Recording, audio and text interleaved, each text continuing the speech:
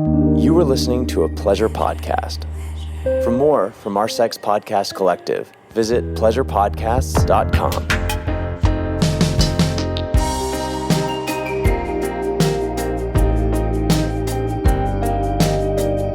Welcome back to Private Parts Unknown, a podcast about love and sexuality around the world.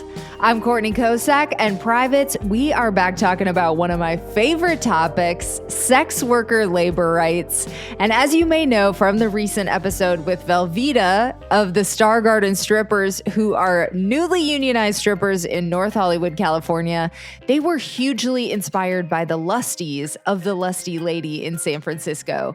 And the Lusties were the first strippers to successfully unionize in the U.S. in 1997. And the Star Garden dancers also got assistance from Strippers United. And there is a woman who has been involved in both of these efforts, and she actually inspired this whole new generation of strippers that has been successful as of late. And her name is Antonia Crane. She is one of the original co-founders of Soldiers of Pole, now known as Strippers United, and we are going to get to know her in a two-part series. This is part one. Hi, I'm Antonia Crane. I'm the founder of Strippers United. I'm an author. I'm a Ph.D. candidate at USC, and I advocate and champion the rights of strippers and sex workers everywhere. So let's rewind back to 2019. I had been watching Antonia start Soldiers of Pole on social media. I'd maybe been watching this unfold for a few months. So I'd maybe started seeing stuff in 2018, and I was following some other strippers at the time who were becoming involved. So I wound up reporting a story, which was called Strippers Dance to a Different Tune with New Employee Status for KCRW, which is a local NPR affiliate based in Santa Monica, California. And the story ran in March of 2019. It was my first ever radio story. It's just a little quick one, and I want to play it for you now. It's a Friday night at Jumbo's Clown Room in Hollywood. A lingerie-clad dancer shimmies up the pole, arches back, and drops to the floor. The crowd rewards her with raucous cheers, and a flurry of dollar bills hit the stage. It looks like a typical night at the strip club, except something major has changed. This stripper and her colleagues are now regular old working stiffs. They're employees of Jumbo's. This time last year, they were freelancers. But everything changed for them and lots of other freelance workers in California after a state Supreme Court decision in April. The Dynamex case said contract delivery drivers should be classified as employees. And that became a watershed moment for workers in a variety of industries. 26-year veteran dancer Antonia Crane explains. We have a lot in common with Uber and Lyft because they are supplying their own vehicles and they are a gig economy. It's a really specific thing to a gig economy where we have so many freelance people living and juggling all of these jobs in which we have very little rights. We have very little voice. But now as employees, strippers statewide are entitled to more worker protections, like unemployment insurance, workers' comp, and the right to unionize. Still, the change in classification hasn't necessarily made their lives better. In general, they're finding new ways to skim our tips and not pay paychecks, and they're trying to find a way to not pay us anything and to make us pay for their tax evasion and pay their federal and state taxes by taking it out of our paychecks. The owner of Jumbo's and other strip club owners wouldn't record an interview for this story. But Ryan Carlson, director of operations for the Deja Vu chain of strip clubs, sent an email response to questions about the treatment of strippers who work there. Carlson agreed that strippers aren't better off now.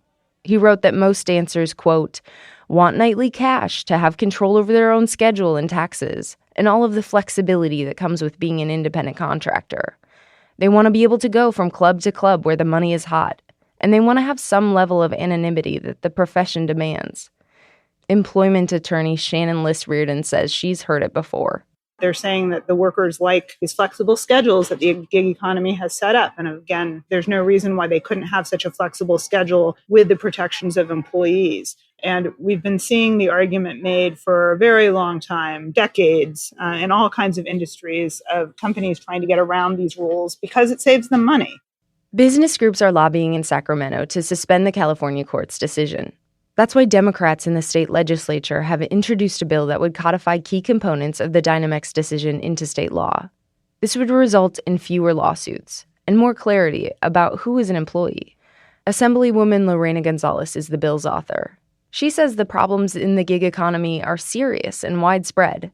Individuals being subject to wage theft, individuals being subject to possible human trafficking, individuals who are part of the underground economy who aren't paying their taxes, and employers who aren't doing their fair share. So I just don't want to get too hung up on this being about strip clubs. They've had this problem long before Dynamex, and they're going to have it long after, I'm sure. Steve Smith with the California Labor Federation agrees. There's been a lot of talk about the gig economy and Uber drivers, and certainly they're a part of this. But for decades, we've seen primarily low-wage and immigrant workers, many of whom live and work in Southern California, being exposed to the perils of misclassification. And that really creates an unstable, insecure, not only work life, but life itself for so many of these workers. Meanwhile, the strippers aren't waiting around for Sacramento to take care of them. They're organizing a union, which they're entitled to do now that they're employees. The union is called Soldiers of Pole. For KCRW, I'm Courtney Kocak.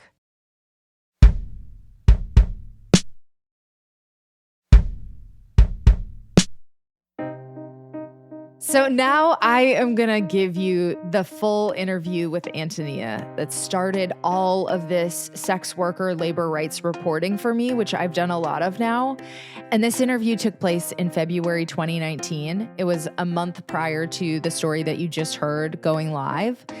And it was crazy to listen back to this tape as I was editing because this was my first radio story, period.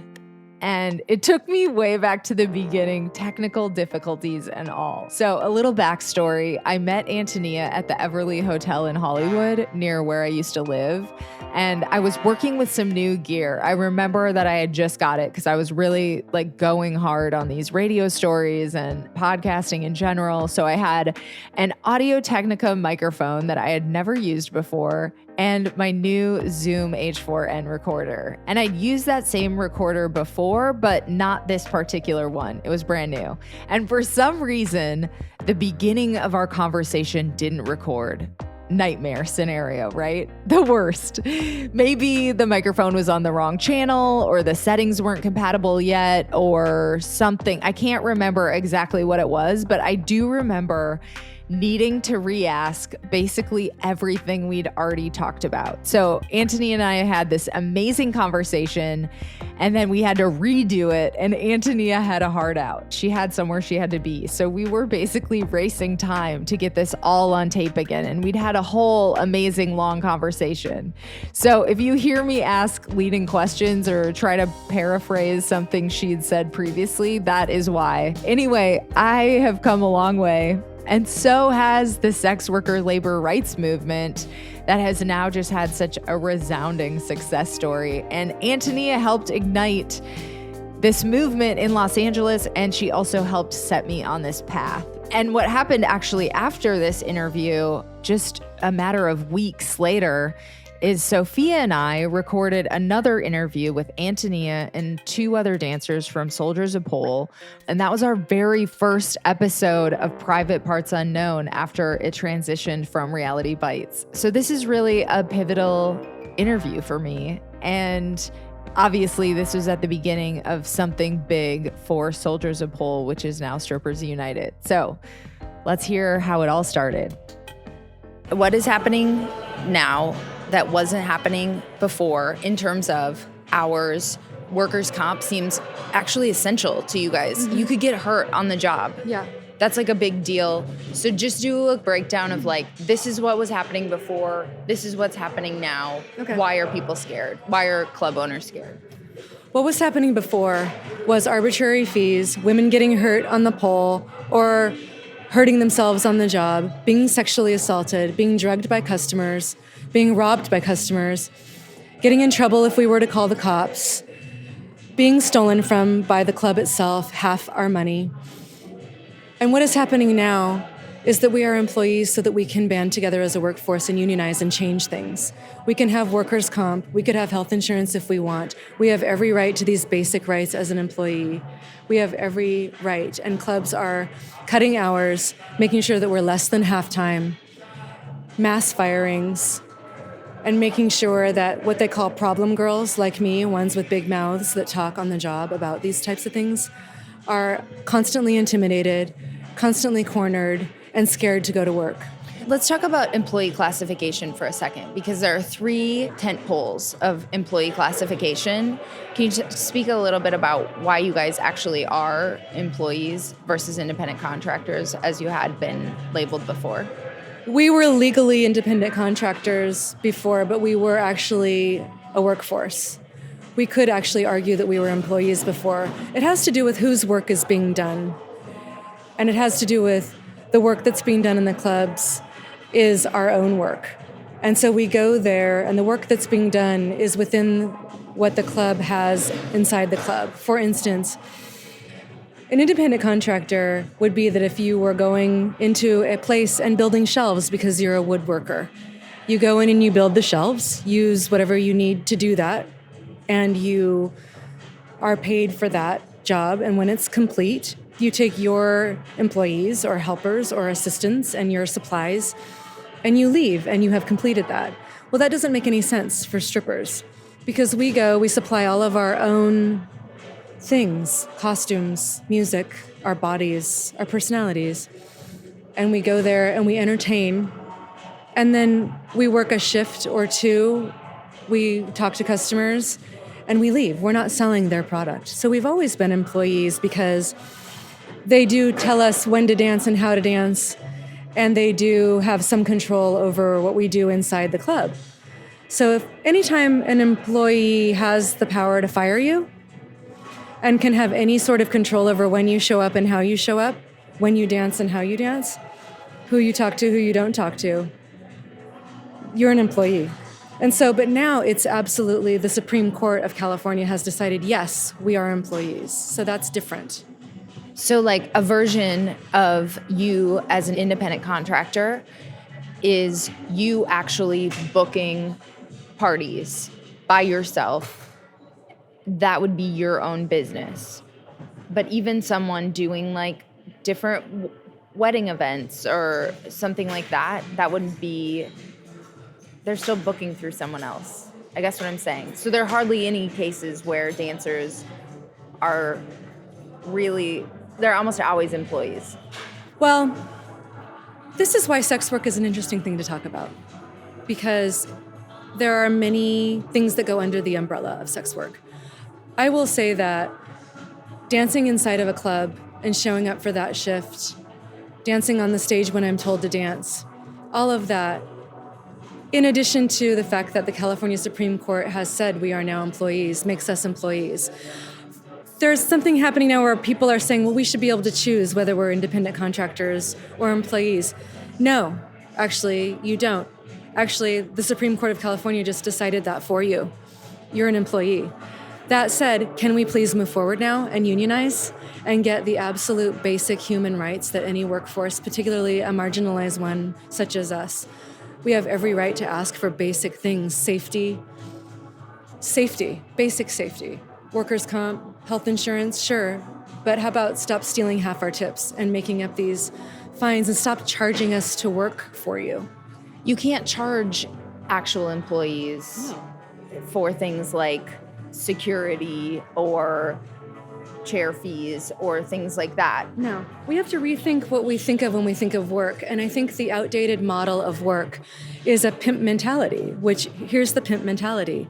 And I don't know what else to call it. And I mean no offense to this. And I'm not talking about a pimp in the sense of this person having a race. I'm talking more about a business model, which means like the pimp mentality goes like this. You're my product that I'm selling. I get half of what you're doing. That's ridiculous and exploitive, and that is illegal, and that is harmful, and that is exploitive, and that is wrong, and we're tired of that. And it's That's basically the system that we need to fight. It's a form of skimming right now because we talked about this a little bit before, but the clubs have other ways that they're making money. They're selling drinks. They're able to charge a fee at the door. Can you speak a little bit about... When you're used to exploiting a workforce, what they're doing now is they're trying to find other ways to exploit us, like not give us anything similar to part-time or half-time or full-time work. And they're trying to make us pay for their federal and state taxes. So the reason why this happened also is because strip clubs have a legacy of evading federal and state taxes. And what they're doing is they are committing wage theft and stealing it from us, from the worker. So this is happening right now. They are trying to skim our wages, and they're trying to find little loopholes of how to get the money from us, like giving it to a third party and having us not touch that money. But it's still wage theft. They're still stealing our tips. Let's talk a little bit about that club, but where you talked about have the sweeper, that whole thing. Right. So this has been going on for a while, and women in New York have been fighting this for a while behind the New York stripper strike. And it has to do with the club bringing in outside people, Instagram personalities dressed like strippers, but they're not strippers, to directly compete with the women for the tips. And in California, here on Sunset Boulevard, I believe, they hire sweepers, an outside person, to come and collect the money on stage that the dancer just earned by doing her show. And they confiscate that money, bring it into the back, take their cut, and don't give the rest to the dancer until 4 a.m. And she doesn't even know how much money she made. So they're counting. She has no way to know, did they actually take their percentage, or did they...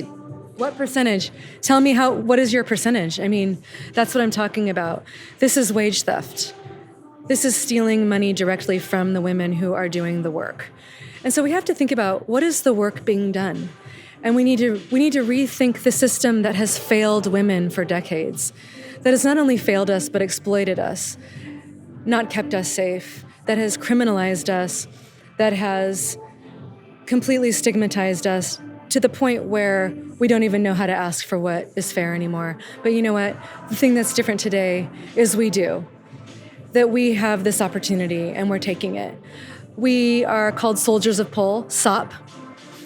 It's 3 women, one in their 20s, one in their 30s, and I'm in my 40s. All very different from very different backgrounds. And we are working together to unionize the clubs. And we have a manifesto, and we are fighting for the vendetta against strippers to stop, and the wage theft to stop, and the racism to stop. And we want to be sanctuary strippers. We're a sanctuary state, and we want to be sanctuary strippers. We want immigrant women to feel safe in strip clubs. We want women of color to feel safe in the strip clubs. We know that strippers are sex workers, and sex workers are strippers, so get over it. Those two things are together, and we want to stand together as sex workers and fight this as a workforce.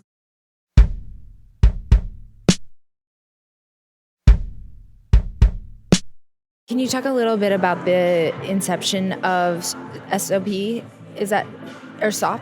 Yeah. Which do you prefer? Oh, Soldiers of Pole, SOP, either one, SOP.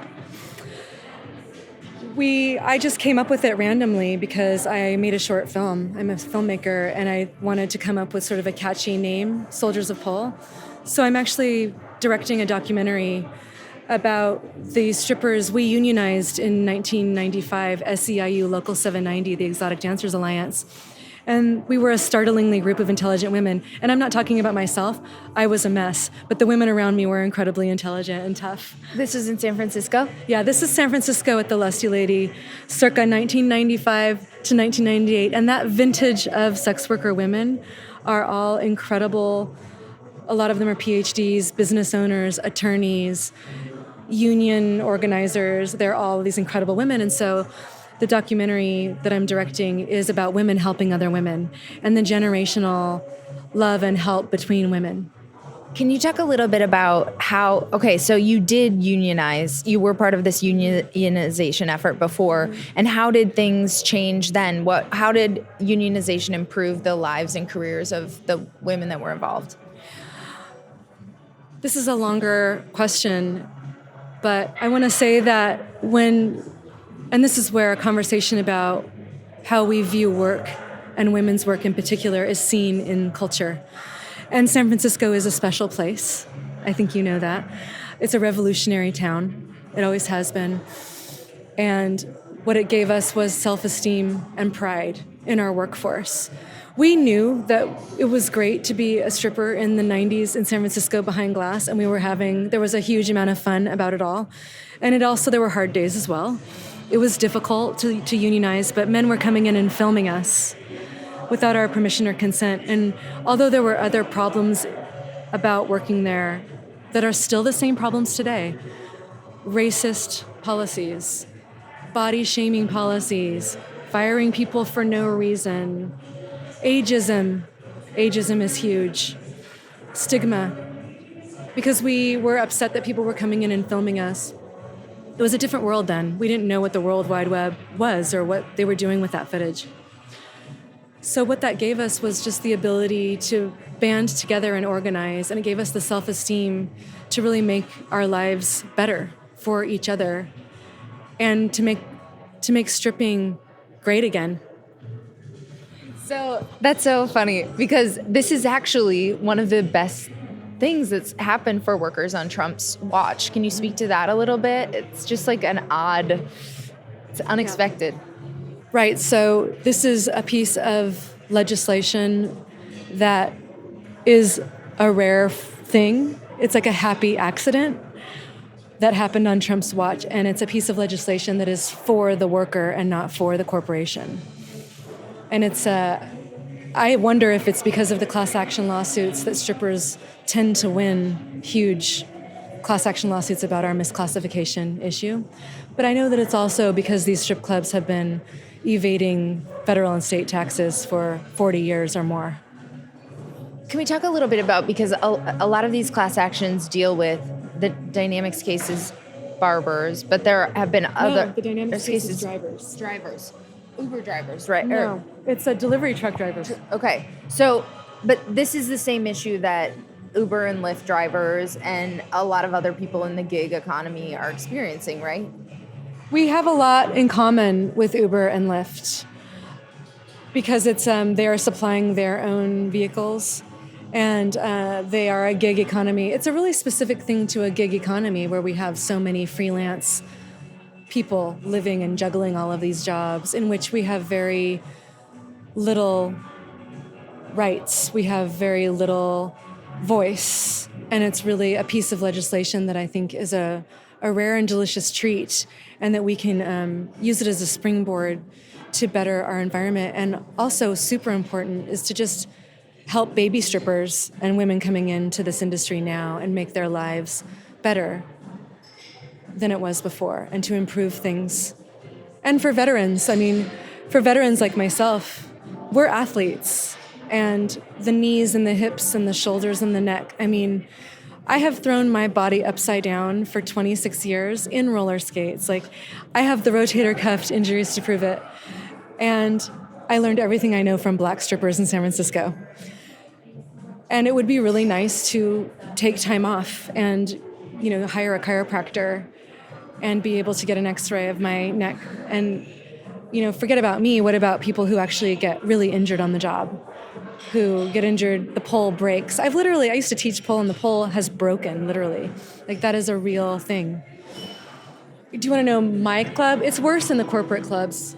In general, they're finding new ways to skim our tips and not pay paychecks, and they're trying to find a way to not pay us anything and to make us pay for their tax evasion and pay their federal and state taxes by taking it out of our paychecks. That's what they're doing. That's literally what they're doing. I have documents that I can share, and I can read you what it literally says on paychecks. They are trying to evade paying us and treating us as employees. They're basically making things worse. Every time something changes, it's never in our favor. This is the one time that this change is in strippers' favor, and we can do something about it. But it has to do with us realizing that we have these rights, and as a stigmatized workforce, used to not having a voice and not having rights, it's really hard to convince people, women who are under duress and stressed out and don't understand these arbitration agreements that they're being made to sign. And by the way, coerced and intimidated to be signed, to join together and that they have a voice. And they will do everything they can to divide and conquer us, to not allow us to speak to each other. So that's happening now. Although I have to tell you, if you are a stripper and you're working in a club, you're an employee, which means you have every right to talk about the workforce, no matter what is going on. If anyone is being rude and disrespectful to you, stealing your tips, intimidating you, making you sign stuff, you have every right to talk about it and to ask questions. And go to Soldiers of Pole and tell us what's going on in your club. And join Strip Talk on Wednesday nights, where we can hear what's going on at your club so that we can come in there and change it. So Strip Talk is a forum where dancers come together and so you guys can help each other troubleshoot these problems? Yeah, it's a talk that we have that they literally can get the link. It's strippers only. And we've had the older, the vintage Lusty Ladies come and tell us what they think we should do now and how we can, the road that we want to take to unionize and the road that we want to take and certain actions that we might consider doing to help us unionize. We've had guest speakers. We're doing a couple of strip talks on race, so we want to hear about racism in the clubs and what's going on there, because we need to document all of this. We've retained a lawyer, our Lusty Lady dancer turned labor lawyer of 20 years. We've retained her.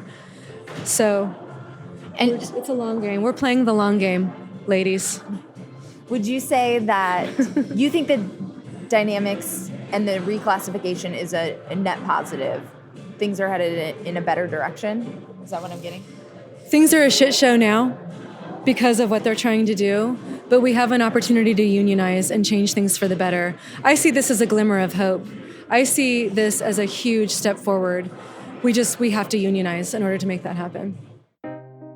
And they did unionize. The Star Garden dancers officially unionized in May of 2023. And it is so cool to look back and see this little seed of what was to come with these local stripper unionization efforts. And a lot of that is due to Antonia. So thank you so much to Antonia on so many levels. I actually did a follow-up with her to get her 2023 perspective. Plus, I wanted to get the backstory on her experience at the Lusty Lady. So stay tuned for part 2 with Antonia Crane next week. And to get notified of the latest Private Parts Unknown episodes, look down and make sure you're following the show on your favorite podcast player now. It's a little bell button on Spotify. On most apps, it's like a follow or a subscribe button. And to stay in touch between episodes, follow me at Courtney Kocak. That is Kocak on Instagram and Twitter. And follow the show at Private Parts Unknown on Instagram and at Private Parts Un on Twitter.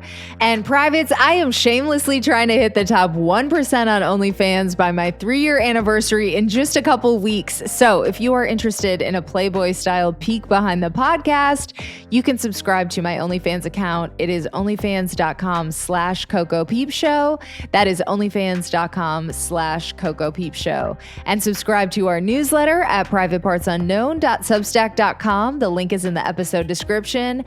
And the Private Parts Unknown YouTube channel is poppin', baby. It is back up and it is running. There are new videos daily.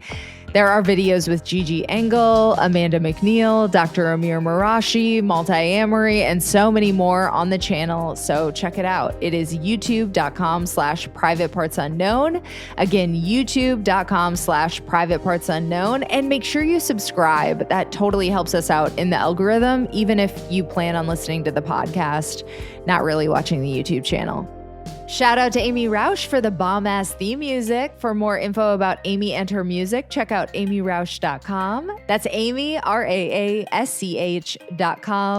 This episode was mixed by my ride or die audio guy, Michael Castaneda of Plastic Audio.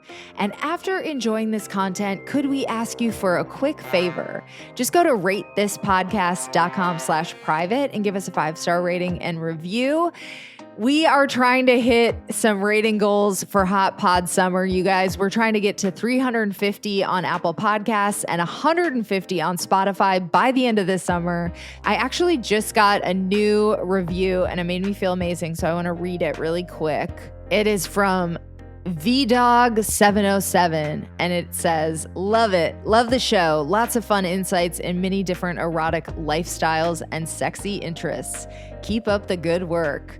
Thank you, VDog. I will keep up the good work. And it's inspiration like that that keeps me going. So listen, privates, these ratings and reviews help other people find the show. It makes me feel good. And it really is a good signal to big guests that this is a show that they should go on. So it really helps with guest booking too. So if you are listening on Apple Podcasts, just give us a 5-star rating and a sentence or two in a review of what you love about the show. And if you are listening on Spotify, you can just go to the upper left-hand corner of our page, click the star button, and then click all 5 stars. And no matter where you're listening, you can help us out.